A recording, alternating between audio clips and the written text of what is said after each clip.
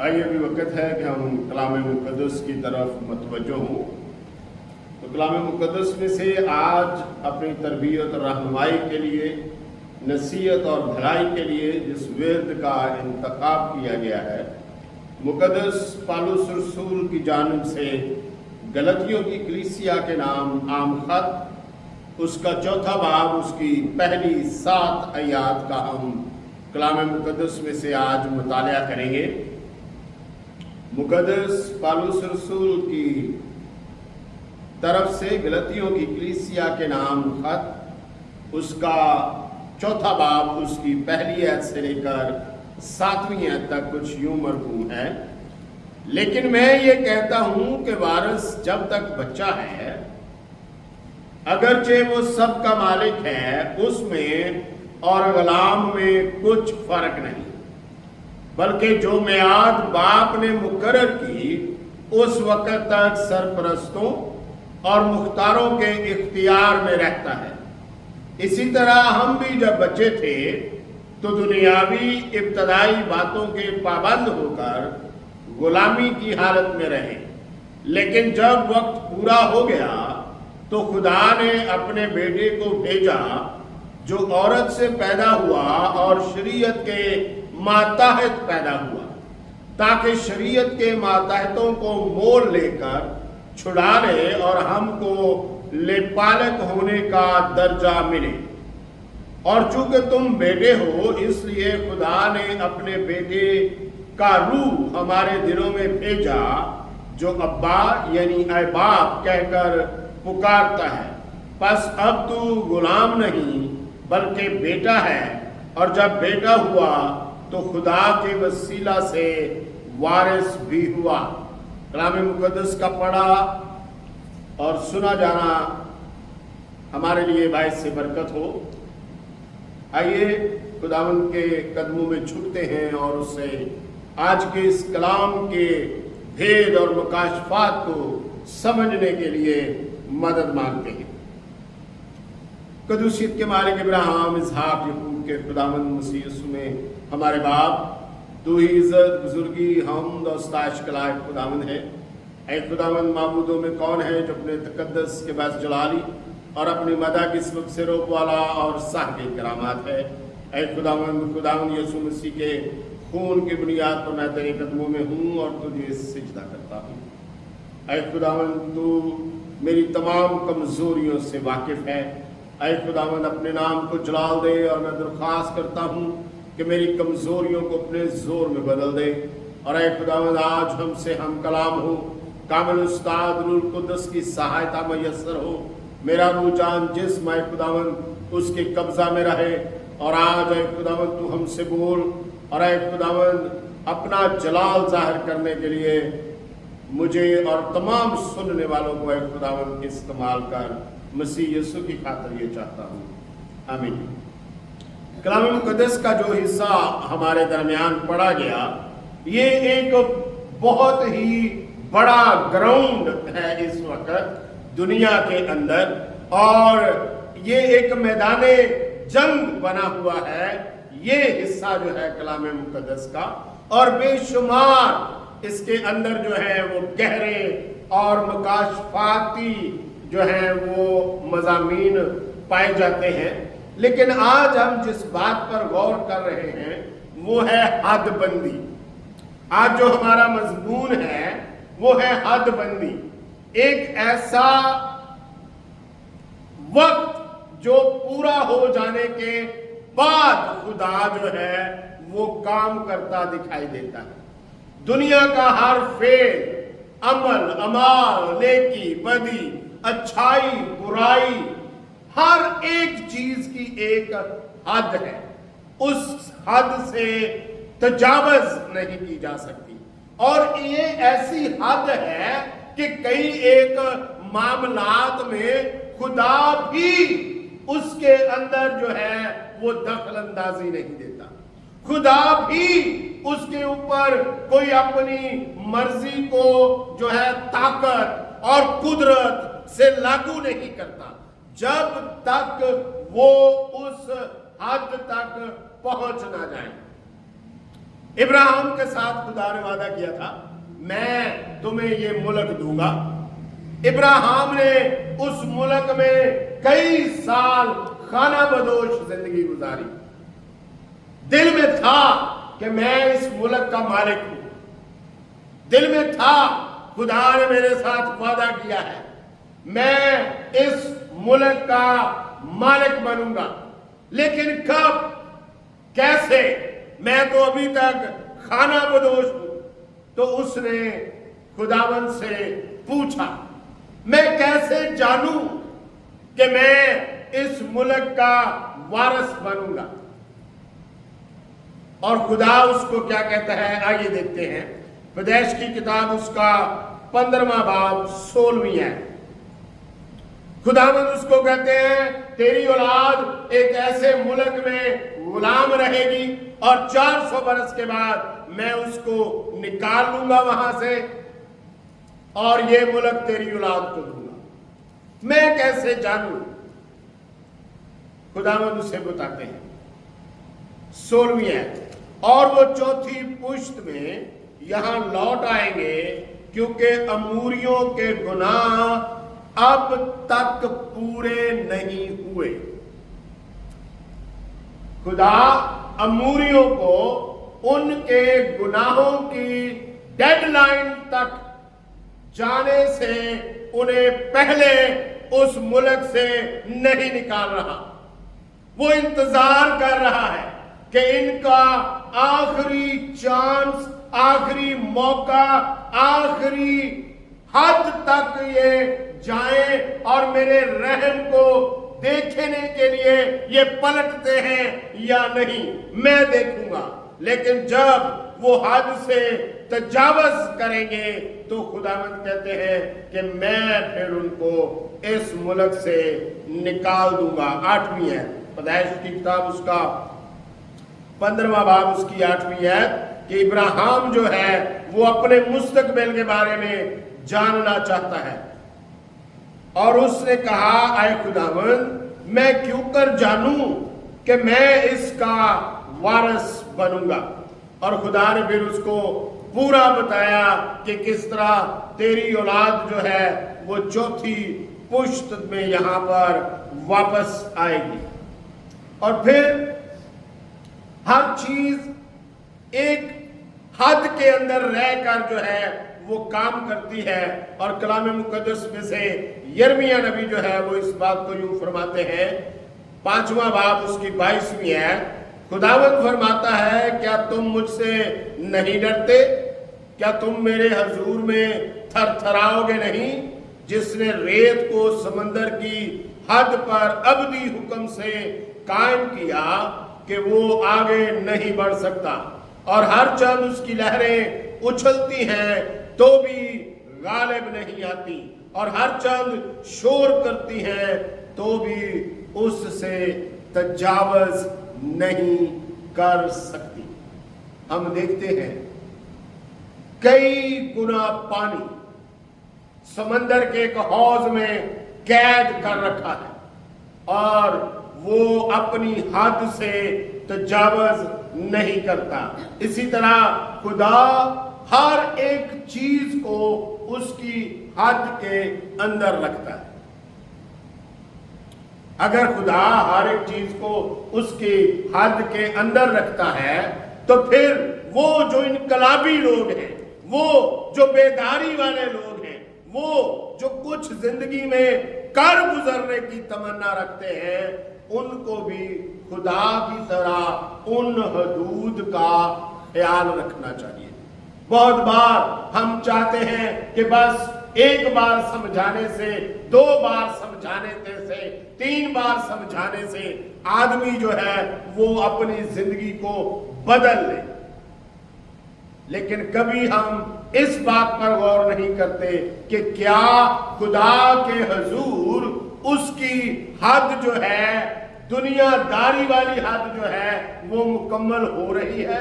खुदा उसको उस हद तक अपने फजल को आजमाने के लिए जो है जाने देता है, लेकिन जब वो खुदा के फजल को नजरअंदाज करता है, جب خدا کے رحم کو بھول جاتا ہے، جب وہ خدا کی قدرت کو نظر انداز کرتا ہے، تب خدا اس کی زندگی میں اچھائی یا برائی کے رویے سے اس کے ساتھ پیش آتا ہے۔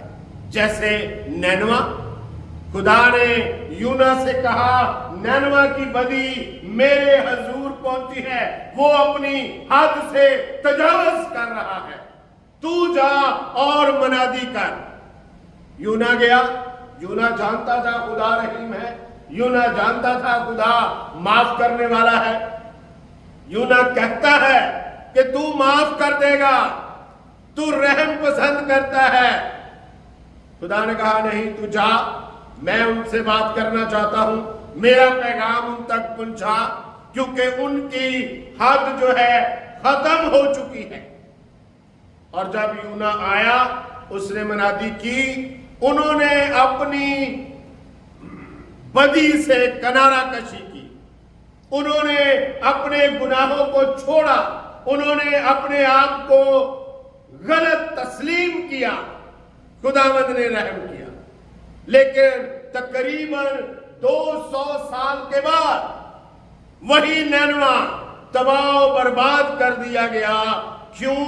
اس لیے کہ انہوں نے خدا کے فضل اور رحم کو ترجیح نہیں دی، انہوں نے خداوند کو نظر انداز کیا، انہوں نے خداوند کو کمزور سمجھا، اس لیے خداوند نے انہیں صفحہ ہستی سے مٹا دیا۔ آج ہمارا جو ورد ہے، آج جس حصے کو ہم نے اپنے لیے پڑھا ہے، اس میں بھی آپ کو یہ ملتا ہے کہ کلام مقدس کہتا ہے کہ جب وقت پورا ہو گیا، اس نے اپنے بیٹے کی معرفت کلام کیا، اس نے ایک ایسی زبان استعمال کی جو انسان کو بڑی دل پسند ہے، محبت کی زبان، حلیمی کی زبان، فروتنی کی زبان، دکھ سہنے والی زبان۔ وہ کسی کے سامنے بولا نہیں، بلکہ شفاعت کرنے والی زبان اس نے استعمال کی، اور یہ زبان اس کے بیٹے کی زبان ہے۔ اگرچہ ہزارہا مضامین اس میں سے نکلے، آج ہم حد بندی کے لیے، ایک حد سے تجاوز کے لیے، جب دنیا حد سے تجاوز کر رہی تھی۔ گلتیوں کے نام خط، اس کا 4 باب، اس کی 4 آیت آپ کے لیے میں ایک بار پھر پڑھنا چاہتا ہوں۔ لیکن جب وقت پورا ہو گیا تو خدا نے اپنے بیٹے کو بھیجا جو عورت سے پیدا ہوا اور شریعت کے ماتحت پیدا ہوا۔ جب انسان کلام میں آمیزش کر رہا تھا، جب انسان کلام کو اپنے مفاد کے لیے استعمال کر رہا تھا، جب انسان کلام کو اپنی جو ہے وہ مرضی سے اپنے فائدے کے اندر استعمال کر رہا تھا، اس وقت خداوند یسوع مسیح اس دنیا کے اندر ایک انسانی جسم لے کر جو ہے وہ آتے ہیں، اور سب سے پہلے تعلیم کو جو ہے وہ ٹھیک کرتے ہیں۔ انہوں نے اکثر فقیہ اور فریسیوں کے ساتھ تعلیم کے اوپر بات کی، انہوں نے عقائد کے اوپر بات کی، انہوں نے ان چیزوں پر بات کی جو انہوں نے ایک ناروا سلوک جو ہے وہ لوگوں کے ساتھ اپنا رکھا تھا۔ تو پہلے نمبر پر کلام کی تقسیم انہوں نے کر دی ہوئی تھی۔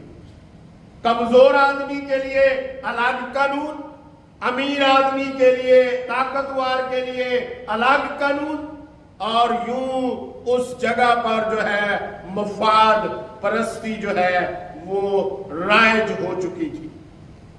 متی کی انجیل اس کا 23واں باب 4 ہے۔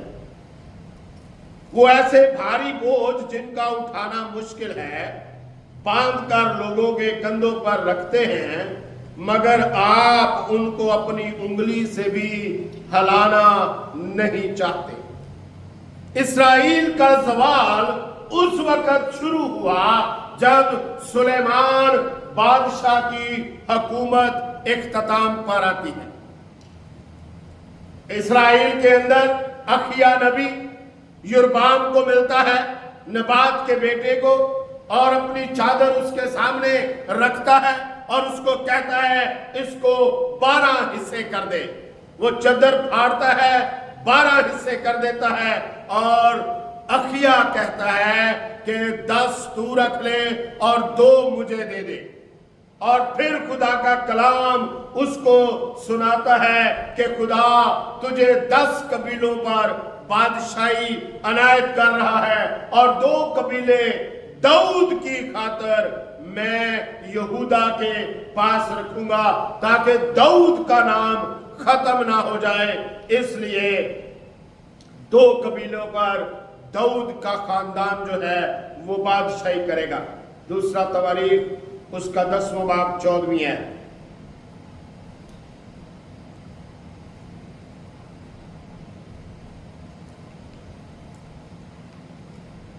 जो उन्हों की सलाह के मुआफिक उनसे कहा कि मेरे बाप ने तुम्हारा बोझ भारी किया, पर मैं उसको और भी भारी करूंगा।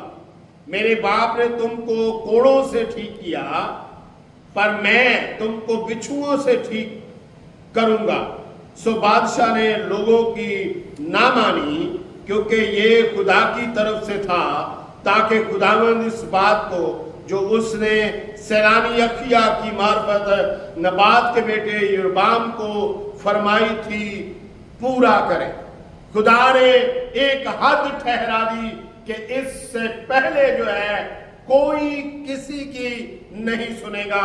इसलिए सुलेमान के बेटे यरबाम ने जो है वो इस बात को राइज किया कि बुजुर्गों की नसीहत को रद्द करके नौजवानों की नसीहत पर चला और इस्राएल को तोड़ने का सबब बना। इस्राएल को 2 हिस्सों में बांटने का सबब बन गया। और खुदावंद यीशु मसीह के दौर में जो दूसरे नंबर पर सबसे बड़ी जो खामी थी दुनिया के अंदर, उस इलाके के अंदर जो दुनिया का दिल कहलाता है, वो था नकली जिंदगी की पैरवी। आज भी अगर हम अपने इर्द गिर्द का अहाता करें तो आज भी हमें बहुत सारे ऐसे चेहरे जो हैं वो दिखाई देंगे जो नजर कुछ और आते हैं और अंदर उनके कुछ और है। मत्ती की इंजील उसका 23वां बाब 5वीं है। वो अपने सब काम लोगों को दिखाने के लिए करते हैं, क्योंकि वो अपने तावीज बड़े बनाते और अपनी पोशाक के किनारे चौड़े रखते हैं। ये एक काहाना लिबास था। मजहबी पैरोकार जो थे, जो क़यादत में थे, रहनुमा थे, कायम थे, वो एक अलग डिजाइन का जो है वो लिबास पहनते थे ताकि दूर ही से वो नजर आ जाए, ताकि दूर ही से उनको देख लिया जाए और उनका रास्ता छोड़ दिया जाए और उनके रास्ते के अंदर मोदबाना तरीके से खड़ा हो जाए आदमी और उनको इज्जत दी जाए। और खुदावंद यीशु मसीह ने बरमला इस बात के लिए जो है वो फकीहों और फरीसियों को तालीम दी। और पतरस इसके बारे में कहता है, मौजूदा दौर के बारे में, दूसरा पतरस 2 बाब 2 और 3 है।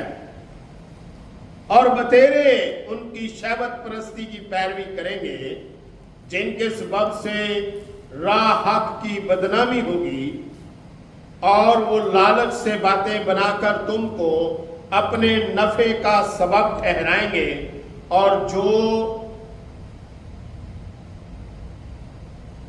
कदीम से उनकी सजा का हुक्म हो चुका है, उसके आने में कुछ देर नहीं और उनकी हलाकत सोती नहीं है। लेकिन कब आएगी?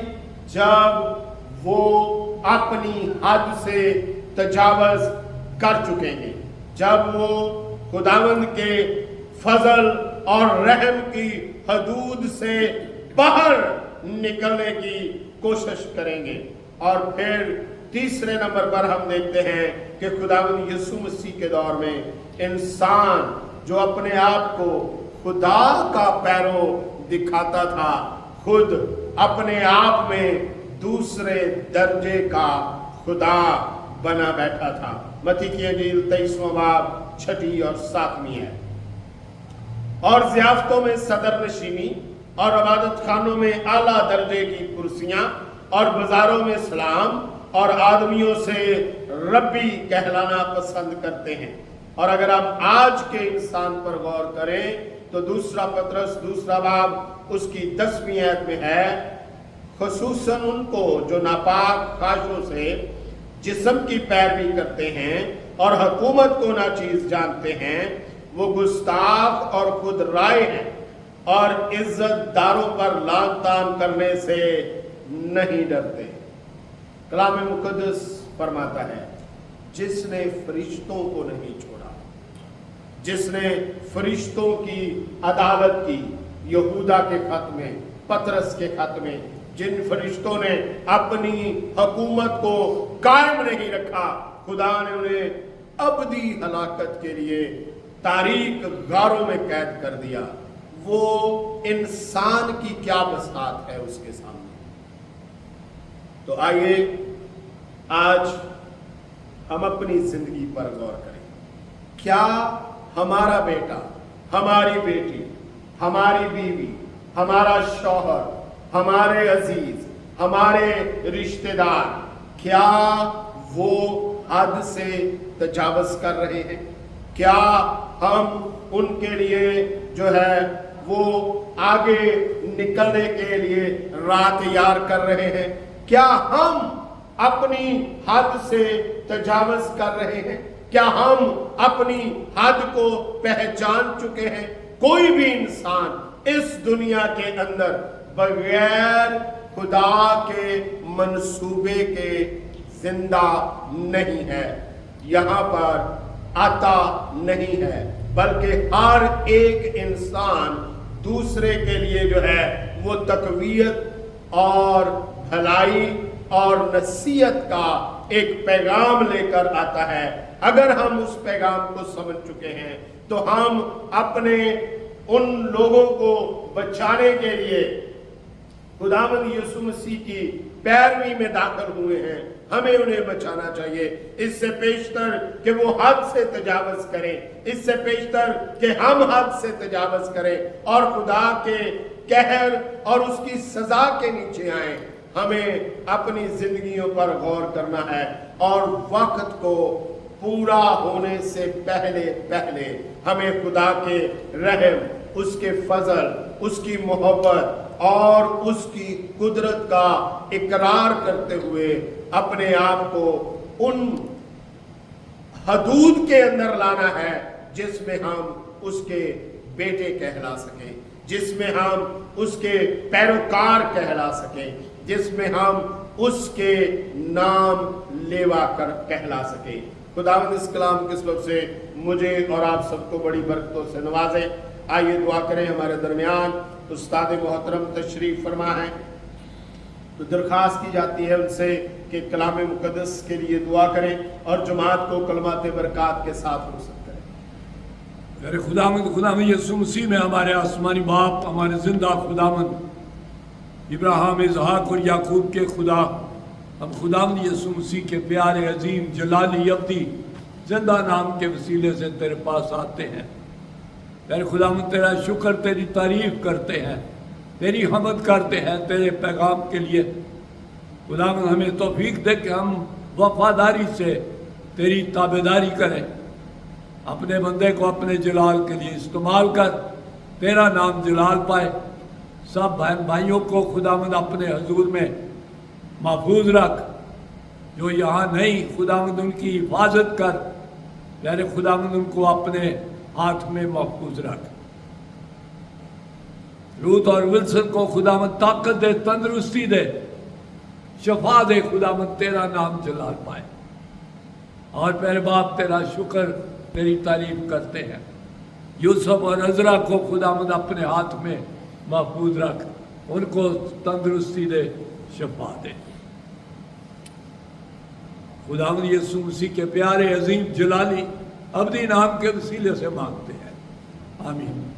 अब हमारे खुदावंद यीशु मसीह का फजल, खुदा बाप की मोहब्बत, पाक रूह की शराकत अब से लेकर हमेशा तक हम सब के साथ होती रहे, आमीन।